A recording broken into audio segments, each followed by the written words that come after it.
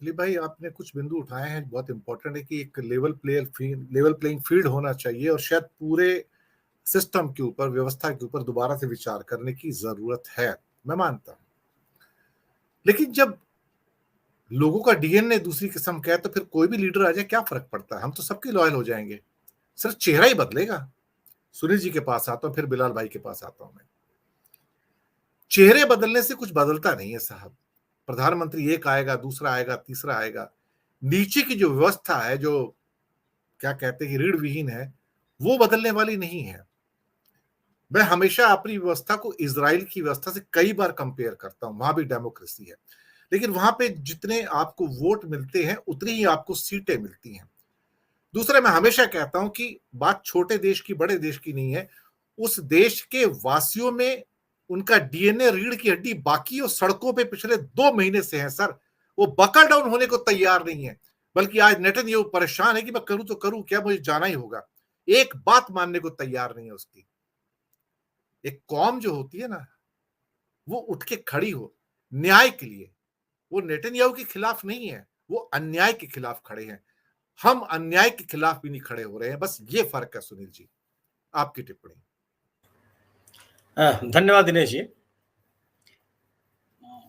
मेरा मानना यह है कि अगर सरकार, हुकूमत, इंतजामिया किसी व्यवस्था को नष्ट करने पे आमादा हो जाए तो कोई ताकत उसको रोक नहीं सकती है। दुनिया किसी कोने में ऐसा हुआ नहीं है। नहीं सर, हुआ है सर। मैं कहूं इजराइल में जो हो रहा है वो देखिए। नेतन्याहू झुका है सर, और ऐसा झुका है कि उसको उठने की ताकत नहीं बची है सर आज की डेट में। नहीं, वो तो आपका कहना सही है, मैं इसे इनकार नहीं कर रहा हूँ। लोग सड़कों पे आए हैं, लेकिन अगर आज या तो नेतन्याहू रहेगा या चला जाएगा। अगर वो चला जाएगा तो बातला की जनता ने हटा दिया। ये तो हमारे यहाँ भी हुआ है। इस देश में इमरजेंसी लागू हुई, सरकार, दो लोगों ने उसको हटा दिया। लेकिन सरकार ने कोशिश की लोकतांत्रिक मूल्यों को खत्म करने की।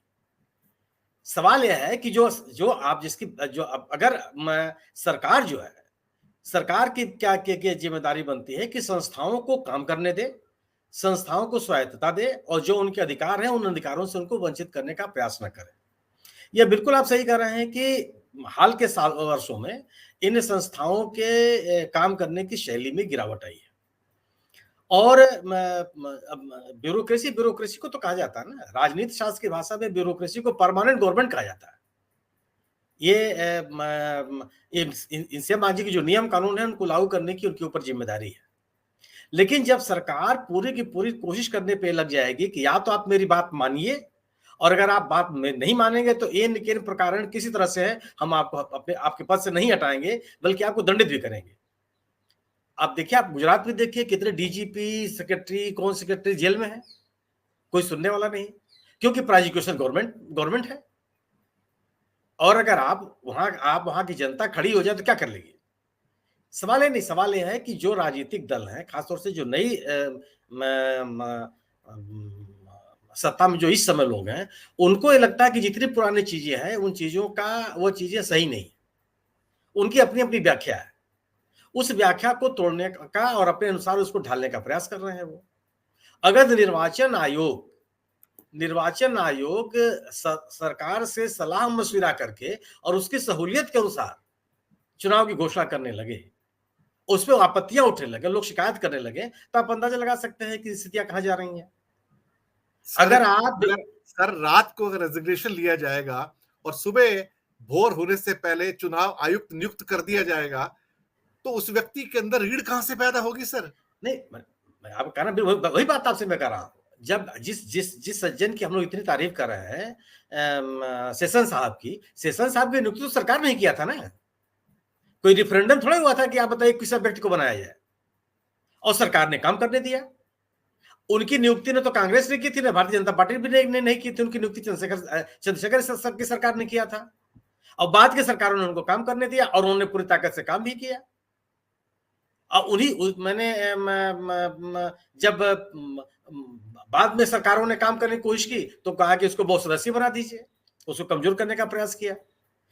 प्रश्न यह है कि लोगों की नियुक्तियां तो सरकार ही करती है, लेकिन जब सरकार चयन होने के बाद जब अपने पद पे आ जाते हैं, उन पदों के जिम्मेदारियों की निर्वाह करने की जिम्मेदारी उस व्यक्ति की है जो उस पद के अगेंस्ट नियुक्त कर दिया जाता है। स्वाभाविक सी बात, जो आप सवाल पैदा कर रहे हैं बिल्कुल सही है कि अगर आप अपने लाभ के चक्कर में रहेंगे, अवकाश प्राप्त करने के बाद पुनर्नियुक्ति के प्रयास में रहेंगे, पुनर्नियुक्ति के बाद पुनर्वास के प्रयास में रहेंगे, तो स्वाभाविक है कि आप हमेशा सरकार की ओर देखते रहेंगे और सरकार जो चाहेगी आप करते रहेंगे उसके लिए।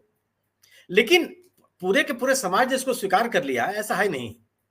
अगर मान लीजिए कि कर्नाटक की सरकार में जब बजरंगबली के नारे लगाए जा रहे हैं, तो पूरा कर्नाटक सुन थोड़े रहा है। पूरा का कर्नाटक का बहुत बड़ा हिस्सा ऐसा है जो अपनी समस्याओं को लेकर के बात कर रहा है।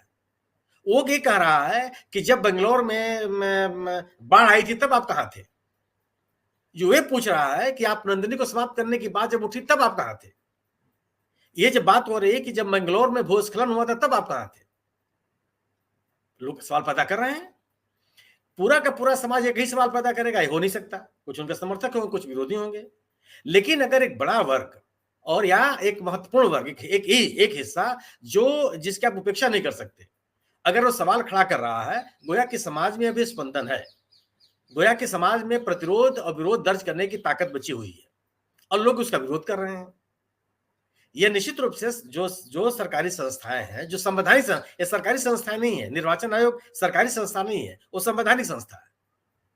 संवैधानिक संस्थाओं में नियुक्त लोग अगर आप इस तरह से बिना ऋण के हो जाएंगे, तो निश्चित रूप से वो चिंता स्वाभाविक है, जिस चिंता को हम और आप लेके खड़े हो रहे हैं। जी, सिर्फ हम आज के पहले भी चीफ जस्टिस रहे तमाम लोग और आज भी एक चीफ जस्टिस है। इस चीफ जस्टिस की नियुक्ति सरकार नहीं की ना। सर्वोच्च न्यायालय के सभी न्यायाधीशों की नियुक्ति सरकार ही करती है, नियोक्ता वही है। लेकिन संविधान की शपथ लेने के बाद आप संवैधानिक पद पर बैठ जाते हैं। अब आपकी अपनी ताकत कितनी है, आपकी अपनी मॉरलिटी कितनी है, आपका अपना कमिटमेंट कितना है, वो इस पर निर्भर करता है कि वो संस्था कितनी मजबूती के साथ और जनता के हक में और संवैधानिक व्यवस्था के तहत काम करेगी। लेकिन निश्चित रूप से जब आप राजनीतिक लाभ संवैधानिक संस्थाओं की कीमत पर पाने का प्रयास करते हैं, तो आप बहुत बड़ी कीमत वसूल करते हैं। जी। अब आप किसी राजनीतिक दल से आप उम्मीद नहीं कर सकते कि वो अपने राजनीतिक हितों का प्रयास नहीं करेगा, बिल्कुल करेगा। लेकिन कम से कम राजनीतिक संस्थाओं की कीमत पर ना हो, हमारे जो देश के लोकतांत्रिक मूल्य हैं उसकी कीमत पर ना हो। अब बिल्कुल आप वोट मांगने के लिए आ जाते हैं, वोट मांगना भी चाहिए, प्रचार करने का आपका हक भी है।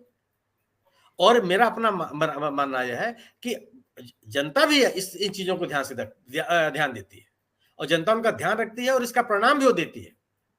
इसलिए आप देखिए कि तमाम इलाकों में इस तरह के जो जितने भी तौर तरीके थे वोट मांगने के और जनता के बीच पहुंचने के, लोगों ने उसको खारिज किया और उनके साथ खड़े नहीं दिखाई पड़े।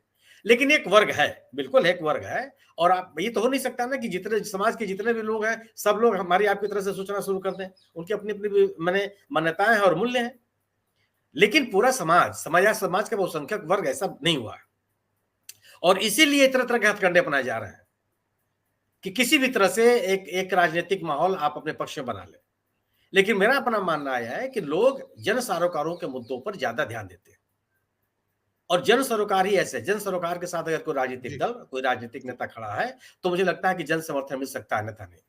ये चिंता का विषय जरूर है। संवैधानिक संस्थाओं को कमजोर करने की जो कोशिशें हैं राजनीतिक दलों के द्वारा, वो निश्चित रूप से चिंता का विषय। जी।